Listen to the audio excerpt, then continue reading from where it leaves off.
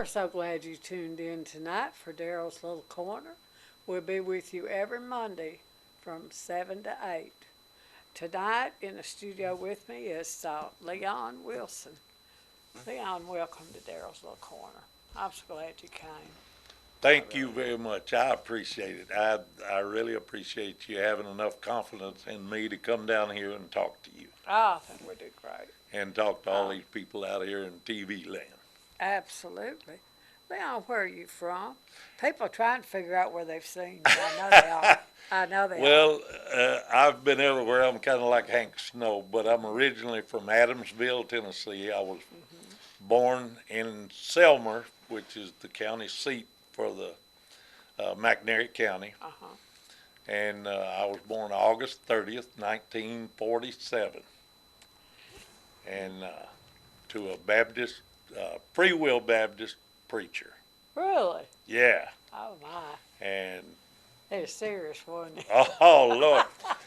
He was very serious, but he was, I guess when I was a kid, and he'd get on to me for doing wrong. Not bad wrong, but kid wrong. I thought, well, one of these days I'm going to catch up with you. I'm going to find something about you that I can get back at you with. So anyway, I watched Daddy, and I watched Daddy, and I watched him.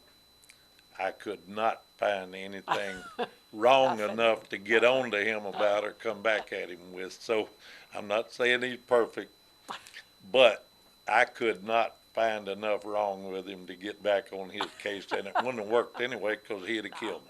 You know he would. You know he would. Yeah. You married? Yes, I'm married, and I've got my wife right here with me and everything. That's why. She How'd goes. you meet her?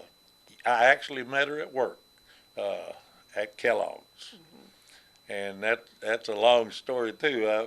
Hopefully, I can cover some of that this evening, you know. But I was already working at Kellogg's, and I was a mechanic, a line mechanic for the packaging machines and stuff like that, and forklifts and so forth. And she was an operator as such. She operated all the machines at work, and she was a trainer, and so she taught new people that came in how to operate everything. So, Tell us your name. her name is Peggy Peggy. Wilson. How long have you been married? I don't know in years, but we married in '06. Men don't ever know. Wait, she's shaking her head no. Men never know. '07? Well, geez. So you're It was close, right after close. '06. So, Blessed. yes. Yes, you're just blessed. And I must say, she hated my guts when I first met her. She would run out of the break room when she'd come in, and I happened to be there or whatever, and all. But I finally convinced her that I was really an okay guy. But we had both been through some traumatic experiences, and so she didn't want to go through anymore, and I didn't want to go through anymore. But it's going to be hard for me to convince her that I was really a good guy. Yeah. If you've been burnt, you think twice about it. That's right. That's Sure right. do. You sure do. Well, folks are trying to figure out where they've seen you before. Tell them what you do. Lord, there's no telling where you might have seen me before, but we've traveled all over the country singing gospel music, and mainly in a quartet. But here lately, we're a duet. Sherry Jenkins joined up with our quartet back several years ago. And so then, I've been so blessed that a lot of the people that I've sung with in the past have passed away and gone on. And I'm still going, even as decrepit as I am. Yes. And all. But anyway, we have been all over the place. We've been as far north as Michigan, and as far south as just actually in Georgia. and all, and we've been out west a little bit till just this past summer, and we went all the way to the Grand Canyon. And also we've been pretty much here and there and everywhere, and we've sung a lot of benefits and things. We just sang one here 2 or 3 weeks ago for a little boy that had brain cancer Oh, and spinal and brain cancer. He's 9 years old. sad, so sad. St. Jude sent him home with no hope of living longer than 4 to 6 months because they'd given him all the treatments that was going to work. And this doctor, there's a doctor that volunteered to the parents and said, I believe that I could treat that boy if you'd let me, but the treatments cost $1,000 a treatment per month, 1 month. She'd get the treatment every month. That was back in 2020 when St. Jude sent him home with no hope. He's still living right now, Praise the and Lord. the benefit that we did a couple of Saturdays ago, 2 or 3 weeks ago, they raised $8,000 Oh, praise the Lord. That's wonderful. for him. That gave him 8 more months of Wonderful. treatments, and his parents really, really appreciated that Oh, because yeah. they have spent money that they didn't have. Oh, yeah. So You we're do. glad to do anything. That's why our group, our duet now is called Willing Vessels, because we feel like that, a lot of people will say, well, how much do you charge when you come? Well, geez, we really don't look at ourselves as having enough talent to really go out there and charge for our services and things, but Well, now you're very talented. I've heard you. we're glad to be there when people do call us. So that's why we're called Willing Vessels. And you're very blessed that your sweet wife backs you up. You know, not Oh, yeah. everybody has that. Oh yeah, and I'm proud A of lot her. of times, if a partner can't sing, they're not interested in you singing. Yeah. You know, it just, that's sad, but it Yeah. happens. Well, she plays the part pretty well anyway. She I acts think like it's she great. does. I think it's great. And I do. I always back my husbands up and, anything they started to do. yeah, I was proud that's going to do something for the Lord. yeah. I just was. Well, that's what that's our ministry. And It is. if we should happen to go to a benefit, we don't have a problem. We've been blessed so much Oh. that all of our Yes. expenses, we've never gone into the red That's great. with traveling around wherever we went. I tell you what, you can't hardly afford to ride a bus with a group anymore. No, we Gas gave is that up awful. back a few years ago, Yeah. and all because it was going to cost you $1,000 every time you filled the fuel tank up. Well, as of today it would, but you could get by back then about $600 or $800. But we had some good sponsors that really helped us out and helped buy tires and fuel and service for the bus and stuff. But we had a lot of fun on it too, How did you get started singing? Well, like I said, I was born in a Baptist preacher's family. I've got 2 older sisters. They both played piano and sang. One of my sisters was accepted with the Spear family, but she didn't accept the job because they were going to require her to stay single for the next 10 years. Oh, man. And so, and she happened to be engaged at the time, and she wasn't going to give up her marriage Don't blame me. for singing professional. Don't blame me. And so they were really good, and Mom and Dad tried to, I played in the school band and all, but I didn't play piano. But they wanted me to play piano. Well, back in the 50s and early 60s and things, Liberace was Oh, yeah. the going piano player, Oh, yeah.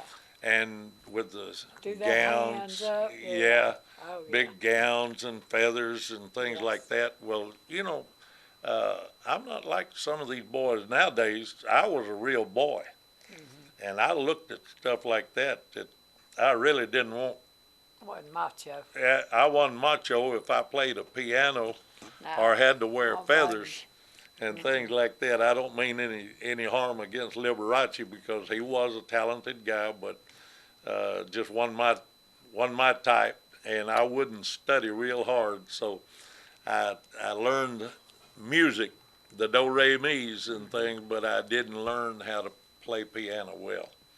And so anyway, I left the playing to them and the high part for the singing. And I was about 10 years old when I first started singing with them and stuff, and I thought I was a bass singer then, but couldn't do anything but squeak. So finally my voice changed a little bit, and it got a little deeper and a little deeper and all. And we would sing at churches and things, and Daddy would be at all kind of places, visitations and hospitals, and just anything that went that had any music, funerals. I bet you I probably saw more funerals by the time I was 12, 14 years old, as a lot of people, especially kids nowadays, see in a lifetime. But Daddy always expected us to be with him. He made sure he had a witness with him if he went to visit anybody in the hospital or in prison or wherever we went. Yes. And so we was That's always, wise. yeah. And we were in church. We had to be there Sunday morning, Sunday night, Wednesday night, singing school once a year, and revivals and things. And I thought, which I'm leading up to a story I'll tell you. Wow. I thought if I ever get big enough that I don't have to go to a church, I'm not going to darken the door anymore. I think I've shared that with you before, but No. I didn't really mean it that way. I just didn't see the need for every time that there was anything going that you had to just stop what you was doing and go to church. But now I know, and I also know the scripture that tells me that to forsake not the assembling of yourselves together. And I know what it means now since I'm older and since I've had a lot of experience of being out of church. I don't have to go to church. Well, I no, don't have to. I know you I don't get have to. to. You want It's a to. privilege. Yeah, Matter of fact, my church just has service on Sunday morning. I hunt me somebody else's on Sunday night. yeah, yeah. You know, And it's that's a okay privilege. too. It's a privilege to get to go to church. And I've witnessed But a to, kid don't see that, do they? no, they don't. They don't because, man, you'd lots rather be playing baseball or football or That's the basketball, kids something. there is to them, yeah. And or going skiing, that's when most of the skiing and the boats and the things are going, and even the races. I think the devil can make these ball games happen on Sunday, Yes. and the races of all kinds. The boat races, the car races, a lot of those are on Sunday, and I'm not against any of those because I love race cars and race boats and motorcycles and all kind of things. After church. After church, yeah. Me too. And I don't miss church because of them. And so that's the way it's got to be. And so what else you got for me? Well, tell me, how do you get with a group? Do you try out for it, or you hunt them up, or they hunt you, or? Well, a lot of times it gets started in church, where you're going to church with somebody and you hear them sing, or they hear you sing and they go, hey, why don't we get a thing going, And so you might sing some special music with them, and you might not be compatible. And I might not, they may not, whatever. And but then sooner or later, somebody is going to run an ad somewhere that they need this or that and whatever. And I've spent a lot of time just helping other quartets when one of their singers wasn't going to be able to go with them to a thing. So they would call, and I would go and I'd fill in for bass, and I'd fill in for lead the best I could. But my voice wasn't ever really high enough for good lead and things, and also that's just the way it happens. And then sometimes if you're filling in and they happen to like you and all, they might invite you to stay with them. And so that's how it's happened over the years and things. And usually once you join up with a group, evidently the Lord's told you that this right here is where you belong. And that's where you finish up. And like I said, I've been so blessed to get as old as what I am and still be able to go and sing, even though my legs got paralyzed a couple of years ago. And I had to have spinal surgery to the point that I really can't stand up as long as I used to did. That's why when we come down here, we sit on a stool or someplace that looks like we're lazy, but it's because you can't stand up no more. Truly, we have a lot of guests now that sit. Yeah. It's not necessary to stand up for 2 hours. No, it's not. The funny part about it, is it okay if I tell a little funny story on another quartet? I guess everybody, especially in Mississippi, but all over the place really, the Heisman Quartet, the old Heisman Quartet that used to travel around and sing professional. They are members of Wheeler Grove Baptist Church, is where we go to church too. We're members there. Well, there's only two of them left. The lead singer, Norman Benjamin, and the tenor singer is Dexter Benjamin. They're the only two originals that are left. I traveled with them a little bit after their bass singer died and everything, and then I've sung with them. Yeah, that's hard when they start dying. That's Oh, hard, yeah. hard on them. And it's rough. Well, You feel like family. yeah, because you get used to them being there, then they're not there, and that really hurts. That's right. You really miss them. That's But right. anyway, those guys were coming for a reunion at Wheeler Grove this past weekend, Sunday night. And so they had a couple of other guys filling in the other two part for them. But they sang all the old original songs that they used to do as a quartet, and they did really well. But the funny part about it, when you're used to singing an hour and a half, 2 hours, standing up and praising the Lord, and people get excited and they'll sing you to death, Yeah. When you get used to that, after you hadn't done it for years, especially those guys, they've sung there in church, but not for an hour and a half, 2 hours. So Sunday night, we was wearing them out. We had them going and going and going.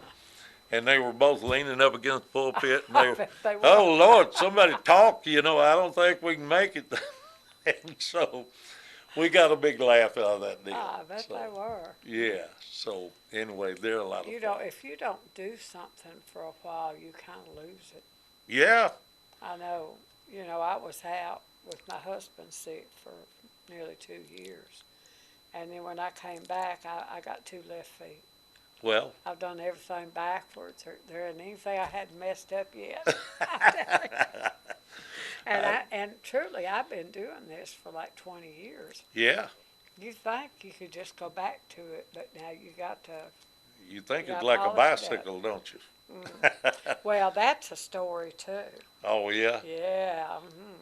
I was security guard, and I was grown. I rode a bike when I was a kid, and I thought, oh, I can do it. So we were told we could ride a bike around that shipping department. Oh, really? Yeah. I couldn't tell you, honey, I drove right straight into, thank God, a pile of mattresses. I'm telling you, I couldn't tell you how many times I fell with that bike. Oh, I'm telling you. Well, don't feel too bad, because you probably saw the president here a couple of weeks ago fall off his bicycle, didn't you? Bless his heart. Yeah. But it's not like riding a bike, no. No. Uh-uh. But, yeah, things like that will happen and stuff. But it brings back, I see this visual in my head about Well, it wouldn't do for you to work at Sonic, because you'd have No. to skate to the car and Yeah. carry the thing on. I've seen some of them girls skating. I just thought, my land, here you are with these coats on the train. Yeah, and you have to carry them like this. You have to balance those Uh-huh. things and go, but they make it look so graceful, you know. Can't you just see us doing that? Oh, Lord. I'd hate to think about it. That's why I I'd never fall on did my work at face. Sonic. I I'd worked every fall place on my else, but face. not at Sonic. Right on my face. Yeah. You have a very polished style. Is that something that just over the years, or did you perfect that? Geez, it's hard for me to look in the mirror and see a polished Well, you are. style, but Ask your wife, she'll if tell you. if I do, it just came natural because I love to talk, as everybody can tell already. But when we sing, I feel like uh, some people don't like to practice too much, but we try to practice twice a week, Monday and Friday, and especially before we go out. And I just believe that the Lord expects the best out of you that you can be. I do too. You know, like we know that we'll never be super duper professional people that can just do anything, but we believe that to please the Lord, we've got to do the best we can do. And that's what we try to do. Well, truly, they're probably not either. And, well, some of it comes good, some of it goes bad. You was talking about you lost it a while ago you was talking about riding a bicycle. I guess the biggest thing I've lost is some of my memory, from, Me too. songs that we've done thousands of times, I'm liable to mix the first verse with the second verse, and boy, that can get tangled up if you say the wrong thing, For a little funny story about that, we were at a church singing. It was a homecoming thing, and the preacher and about 4 deacons were sitting on the front pew right there in front of us and things, and we were singing along. It's not the old hymnal, I once was lost in sin, but Jesus took me in. It wasn't that, but it had the phrase, I once was lost in sin. The second verse of the thing said something about my preacher and my friend. And I was singing along here, boy, and I was a lot younger then, and I felt spunky, and I was out there, and I was singing right to the audience. And I sung right, and I was singing lead at that particular time. And I sang, I once was lost in sin, just like the preacher and my friend, and I didn't know it. I didn't know I had sung like that. Well, the audience just cracked up laughing. I bet they did. And the preacher and those deacons all just fell down in the pew, just dying laughing. And the music stopped. We had live music then. The music stopped. And I'm thinking, what in the world blew up on that one, And I turned, I looked at the guy, and this guy was over there just falling out laughing. He said, do you know what you said? And I said, well, I thought I did. I said, what did I say? I was thinking, oh, my goodness, what did I say?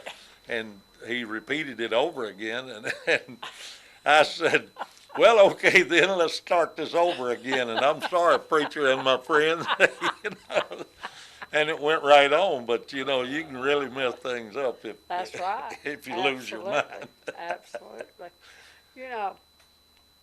Shirley and I, he was a volunteer. I worked at a hospice. Yeah. I was volunteer coordinator. He's a volunteer. And we went to the nursing homes, and we went real regular. And I got where I could kind of sing the chorus a little bit. Not good, but I got by. That's great. Not good. No, not that good. Not that good. But after I retired, and then when I would try to sing, you lose it. Yeah. Just couldn't do it. Yeah. Couldn't do it. If you don't practice and you don't do it all the time, you lose it. Yeah. Oh, I'm telling you, I really believe that all the extra times that I spent in the hospital trying to get back going again, you know. And I missed a lot of singing. I'd sing, you know, I'd listen to gospel music and I'd sing along with them, but it wasn't like really getting out there No. and practicing. No. And it took me a while to get back to the thing. And if it wasn't for a teleprompter that we've got now, I don't know whether I could still sing or not. But Well, you know, my guitar player has died, you know, twice.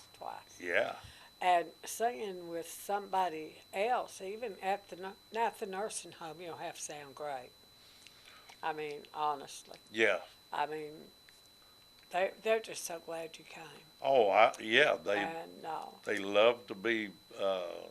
And my husband's loved to sing at the nursing home, so that was a good thing. And I'd sing with them, and I didn't fool myself when we came to TV station. I managed to turn the microphone off. Oh, really? Yes. Oh my goodness. Good thing, because I just don't have that talent.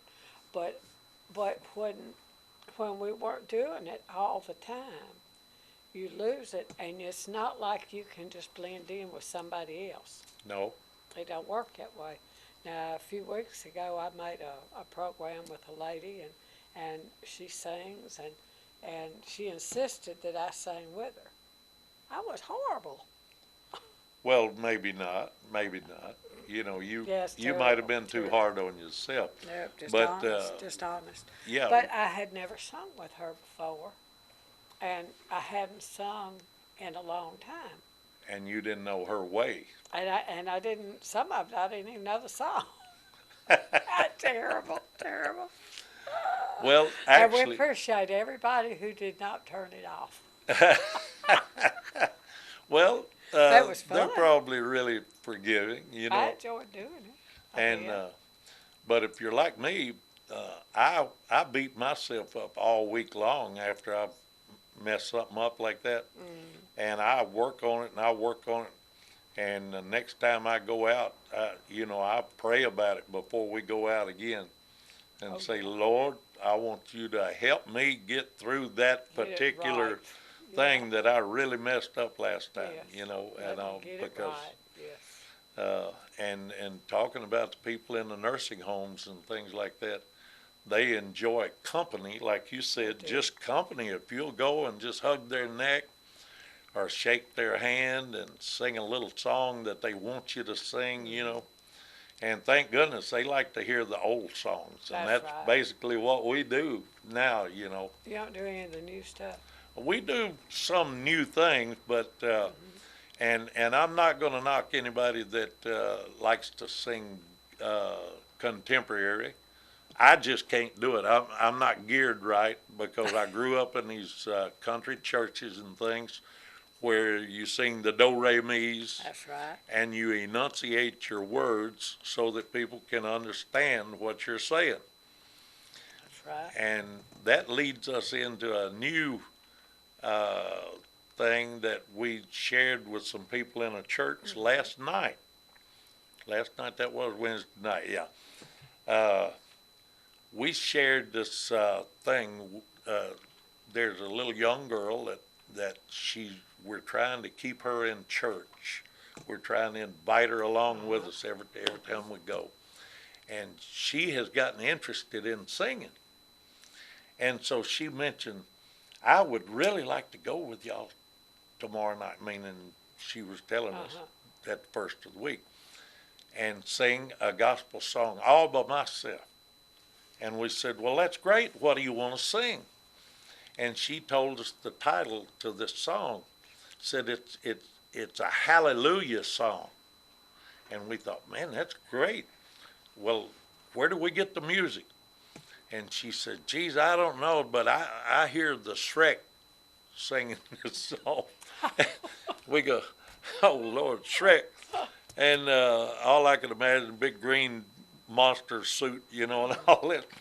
And so we looked it up on the internet, and this song had a beautiful little young girl singing it, and the lyrics was right there, but I wasn't paying attention to the written lyrics. I was listening to her singing, And I couldn't really understand much she was saying because the younger generation, meh, meh, meh, meh, and that's what I hear because I don't hear well anyway. But uh, Sherry said, "Did you hear those words?" I said, "I heard them, but I don't understand them. What was she saying anyway?" And we pulled the lyrics up, the print, and we were looking at it, and some of the biblical stuff that was in there, the storyline was mixed up because it was talking about little David and Bathsheba.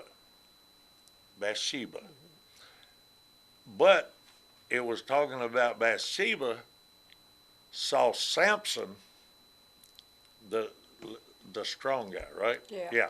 Yeah. Samson, she saw his strength and tied him to a kitchen chair and cut his hair off and took his strength away. And I said, "Oh Lord, how can something get this mixed up?" But then it goes on to say that I didn't find anything about love except to shoot somebody before they had a chance to shoot you. And these are just little excerpts My from. land. It's got about 5 verses to it, and then the chorus repeats hallelujah 5 or 6 times, and then the next verse. And these verses were terrible in my book.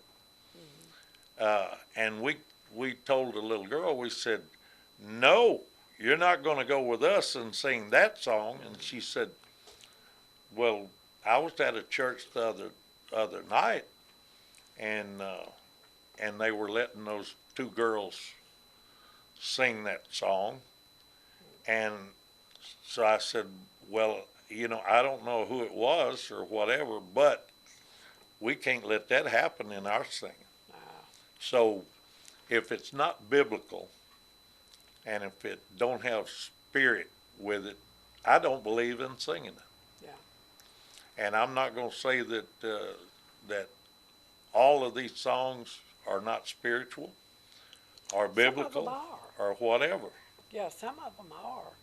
Yeah. You know. And I'm not going to say that, because what other people enjoy is their business, and Well, I try not to. And Leon, if we don't attract the young people, church will die. Yeah, But we got to do it with things that are right. yeah, It's got to be biblically right. right, and But if we don't do something, the churches will die. right, and we've noticed that used to these churches, a lot of them would be just packed full for a singing, and all, and now the numbers are really down Yes. to what they used to be, and today's society is not helping things that much because of the things they're teaching our kids. Well, your older people are School. getting where they can't drive. Yeah, Can't drive at night. can't drive at And the night. younger kids, they're not interested. No, not unless you got a daddy like mine and he makes you go or Yes. whatever. But I mean, like when they get up, young adults, they like a different music. They don't like what we do. Yeah, And I mean, that's okay. yeah, But, we're going to have to do something to attract those kids. yeah, We got to get them in and get them saved before it's too late. yeah, Well, your churches are dying. Our generation is dying. I mean, this is bad. exactly. And Yeah, it gets more and more evil in this country. yeah. That's sad. It's sad. And that's one thing that I like about our church. I'm not here to do a promotional, but Well, go ahead. all at the same y'all do a time, good we're church. we're I've been proud there. of Wheeler Grove, and we're having a 4th of July celebration. Actually, on the 3rd, Well, now it'll that'll be be done when this shows. Sunday It'll be evening. over. Huh? It'll be over with when this shows. Well, that'll be okay, and So all we of will that. have had a celebration. We will have had a celebration, Yes. but that celebration has actually brought approximately 30 members to that church this past year, That's great. because people from all walks of life come to those celebrations and food and games and things like that, and they're good, healthy games. They're not bad games. They're not bad things. They learn nice stuff, good stuff, and they also find out that the people are down to earth, good country folks. Uh, that's why we go, because we love somebody that loves us Yes. and don't try to be bigger than we are or You know, whatever. this day and time, that's a problem. Yeah, You go visit a church, a lot of times, everybody's used to their little bunch and they don't speak. yeah, that's right. And I've if you never sit done on that. one side of the church, end up on another side, That's sad. people will be mad at you over here because you've deserted them and stuff. That's not right. That's No. not why you go to church anyway. But Wheeler Grove has got so many activities for young people, and also us old folks. They take care of us too, because they have special weekends for us to hear the gospel, hear singing, go on a trip. They always take us like places like Pigeon Forge and places like that for a week at a time, and put us up, and we great. have church service while we're there. And matter of fact, as you're there in the hotel and we're having church service, we're singing. And there's been people that were not with our church, staying in that same hotel, that could hear us singing, and they would be greeting us the next morning saying, Right. we love those songs and things. We love those things. So, see, just reaching out there is a ministry. Yes, it is. It is. And if we get these young people interested, we got to offer something they like. Yeah, yeah. And I know myself, I haven't heard a contemporary song I like yet. I just hadn't heard one. In fact, we visited one time this church, and Shirley Wayne's daughter was on the stage singing this song. And they'd sing, and then they'd sing. But Shirley looked at me, and he said, "You ready to go?" I said, "You can't leave. That's your daughter up there." He said, "Watch me." Oh, Lord. Well, Dad got up and walked out on his child. well, you have I to go told him, I where said, your "Sir." conviction is. Well, he just didn't care for contemporary. It just wasn't his thing. Well, And she understood that. She wasn't upset about it. yeah. In fact, she She still knew laughs. ahead of time, Oh, she didn't laughs about it. She thinks it's hilarious. Yeah. Well, like I said, contemporary is not my particular type, but we have been at places where I'm not going to listen to it, but I wouldn't walk out. no, that's what I'm saying. I would. We've been to places that had it was very similar to hard rock stuff, because the music didn't make sense to me. But and I accept the fact I'm old fashioned and I whatever. am too.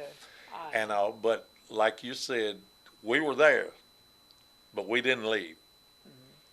But we did make a pact that at certain places we wouldn't go again. Yeah. And But so, I'd never disrespect the ministry. no, that's right. Never, If just some don't people disrespect. hear it or feel it, that's fine. Well, these people were worshiping. It was just Shirley, and of course I was bored to death, but that was all right. Yeah, Because I don't like contemporary. We're all different. We all like different stuff. right. And like I say, if we don't do something, now back when I got saved, it was we was out in the yard, and there was this rough board. You didn't wear stockings because there wasn't no point in it. You Right. didn't wear knit pants that were any good either. 'Cause Right. there wasn't no point in it. But people talk about the sawdust. We couldn't afford no sawdust. Somebody strung up a light bulb, and there was somebody there that played the guitar. Yeah. And we fashioned They'd put a stump on each side and lay a board across it. Yeah, And that's what we sat on. yeah, And that was okay. It was okay because we came to worship. right. And It all was. they offered us was Jesus. Yeah, That was it. Now we've got new life centers, we've got air conditioning, we're comfortable. And I mean, back then, it would be full and people sitting in the car with the window down, yeah.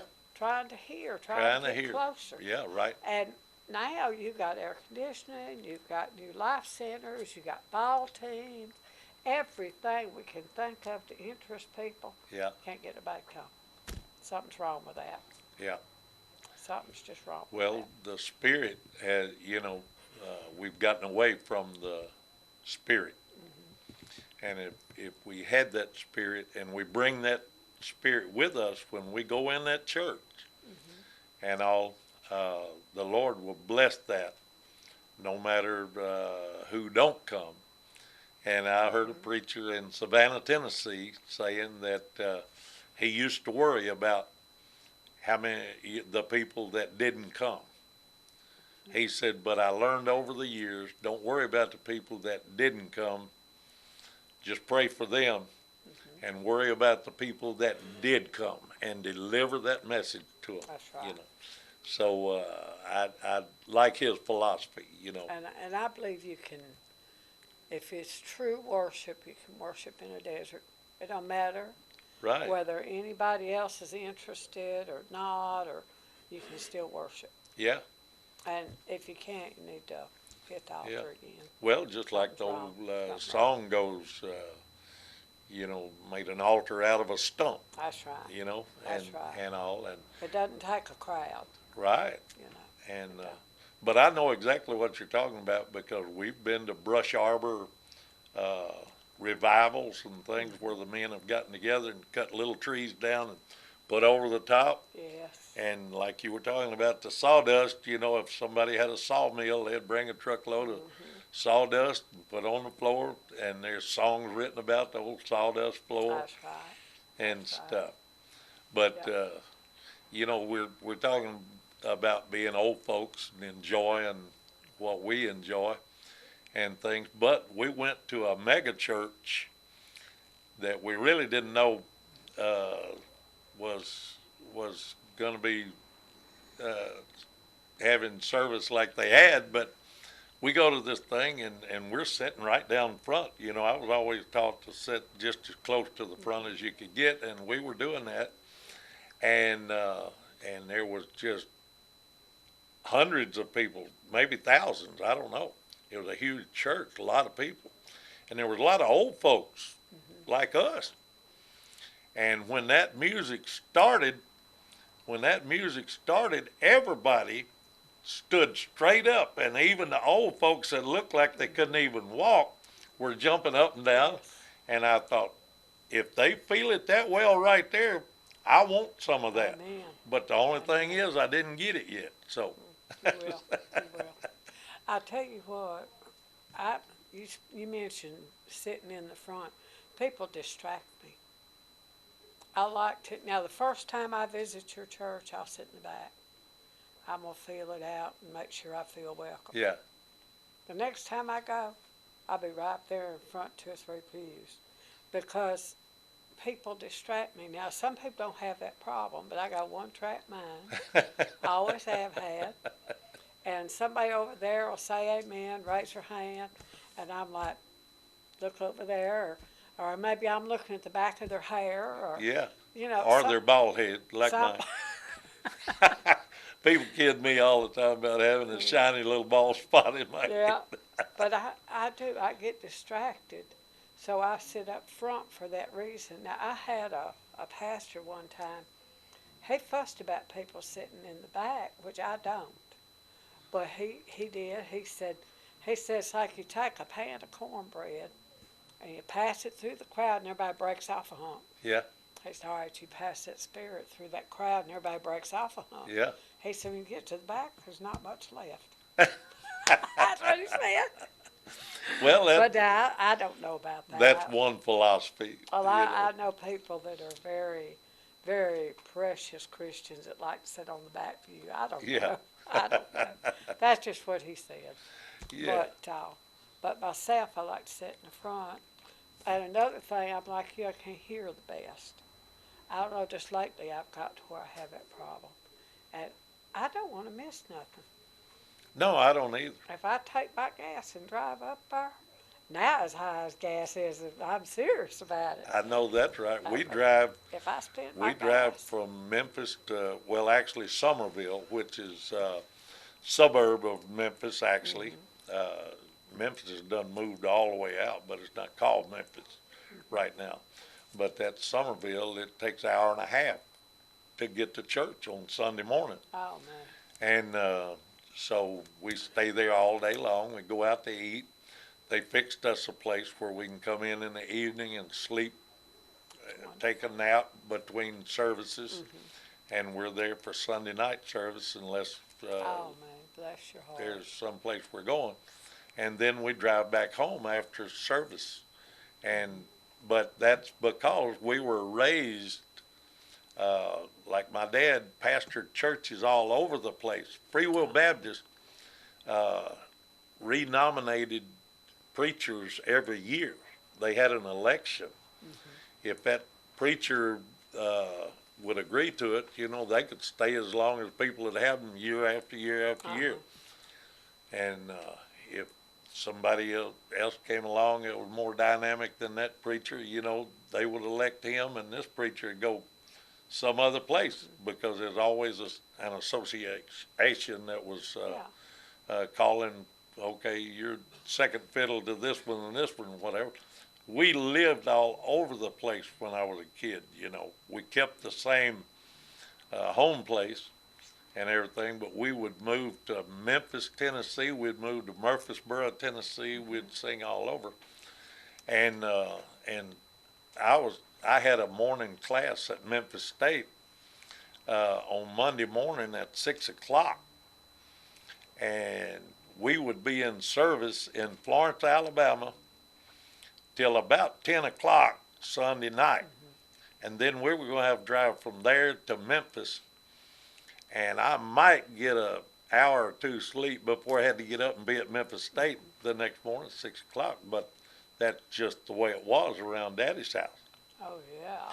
And so we grew up with that. And then you see things being so easy nowadays, you go, well, ain't nothing to that. And they don't go. I don't get it. They got it made, and they don't go. I remember when I had walked to church. Yeah. Yeah, because I wanted to go. I'm serious. Yeah, and there were people up there that didn't have a car, and they'd be walking up the road. Matter of fact, one of the young guys in that family ended up playing with Porter Wagner for a bunch of years after he got grown, And also, if we got there a little early on Sunday morning, we'd drive down the road and pick up whoever might be walking coming to church. So I've seen all of that. And back then, preachers didn't necessarily draw a salary, Right. These people would pay you their widow's mite, Yes. They would pay you with powdered milk and cheese from their commodities that they needed themselves, but they would actually share. Or a ham where they had killed hogs and canned turnip greens. It didn't matter, They would always make sure and give you something, Yes. even if they happen to be kind of hungry that week, I guess. I don't know. And Yes. so, They sacrificed. yeah. I'll tell you a little something about your church. I don't know if you know this. Most churches they don't visit the sick anymore. No. What happened? They don't read the book or something. They don't do it. Maybe they just, I don't know. They just don't. It don't get done. And Shirley Wayne, his son belongs to your church. He Yeah. does not. But this little guy that leads music, can't remember his name. Yeah. I don't think I ever knew his name. Super little guy. Steve Bird. super little guy. Yeah. He came to the hospital, and several times he came to the house to pray for him. Yeah. Yeah. He did. You just don't see that anymore. No, you don't. I was impressed. But I'll tell you something. When you're at our church and you're leaving the parking lot, there's exits everywhere. But there's a sign by every exit that says you are now entering the mission field. And it reminds you that even though you're not at church, you're out there witnessing to people That's right. and helping people. And we try our best to do that. Well, we had a, now, of course, my pastor is my brother-in-law, so you know he kept up with me. But truly, you know, I got a lot of friends that are pastors. Yeah. You know, I'm friends with Christian people, and I visit these churches regularly, Yeah. and they just don't visit like they used to.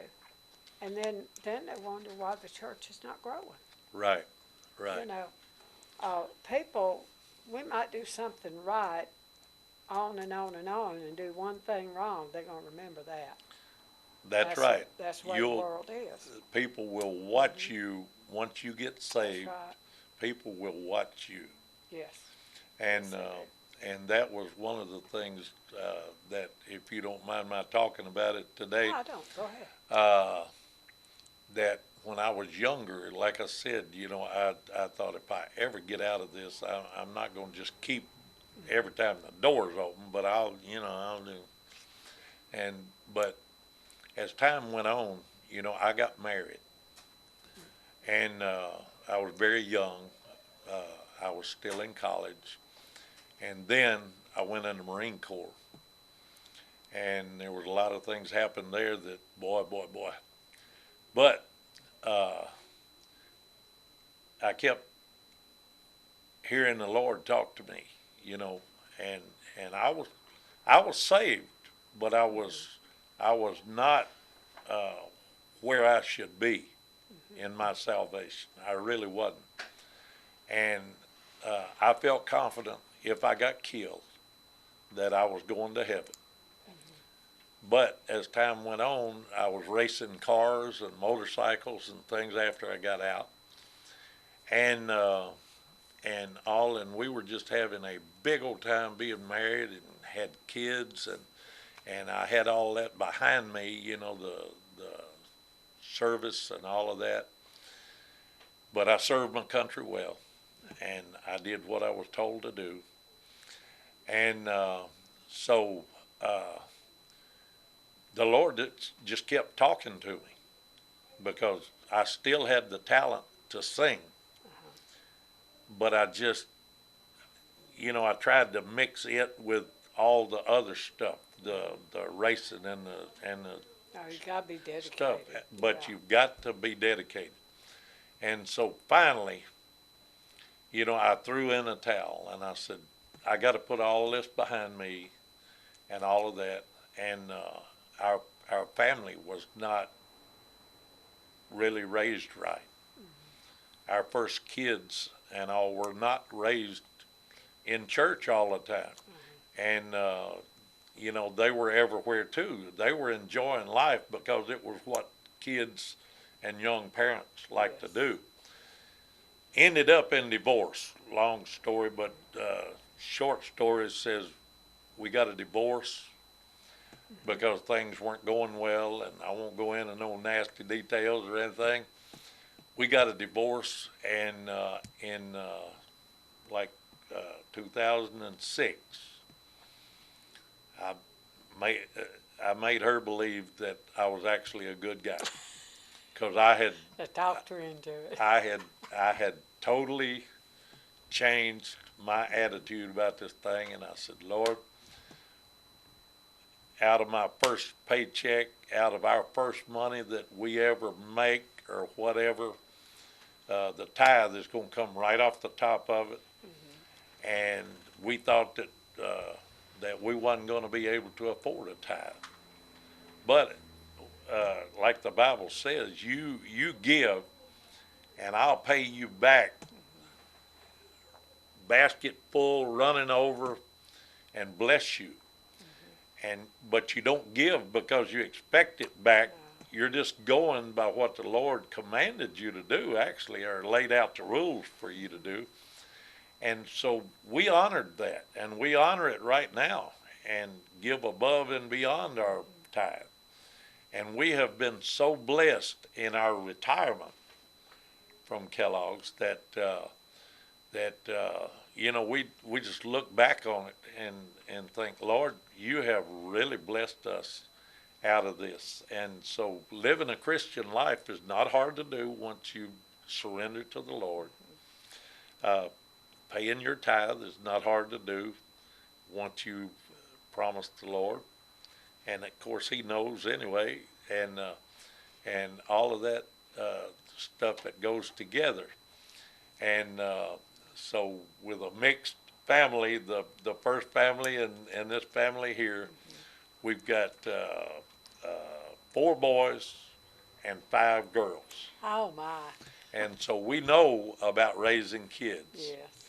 And so far, all of the kids have been successful and college educated, except a couple of them at just one college material.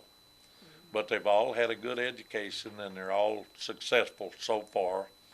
As far as I know, nobody's really wealthy in our family or anything, but if they ever want to pass a little money along to us, we'll surely accept it and all. And we just had a daughter and her family that moved from California down here in McNair. Where is that place called? Eastview. They moved to Eastview sight unseen. They saw pictures of the house and the land and the barn and whatever. And of course, our daughter did barrel racing, and she's a karate whatever. And she had to prove that to her brother because her brother didn't believe she was tough enough. But she about wore his head off, and everything. But anyway, they moved from California because the California laws and rules and things have just gone so crazy that they moved down here, and she's not going to have culture shock. But her husband and her college-age son is definitely. Oh, the son, yeah. Yeah. Yes. They've got one son that's in Germany studying, and I don't know what he's going to make sooner or later. But, of course, he won't be involved down here right now. Mm-hmm. But this one that's just turned college age, he's in for a culture shock. And her husband, who was raised in California, but he's adjusting pretty well because he's learned how to do a lot of mowing with his tractor, and then his son's learning how to do a lot of mowing with a lawnmower and stuff. And of course, our daughter is just she's doing good. She's doing well, and so hopefully all of them. So I want everybody in TV land to be praying for. Absolutely. Our daughter that's moved here from California, but absolutely. We're proud of her. Well, Tony says we are out of time. Well, I hate that. I do too. We appreciate you coming. Appreciate you coming tonight. And we appreciate y'all tuning in. Yes. Be sure and catch the Jeter Family Program Saturday nights at 7 o'clock. Tune us in again next Monday at 7 for Daryl's Little Corner. May God bless. Well, all right.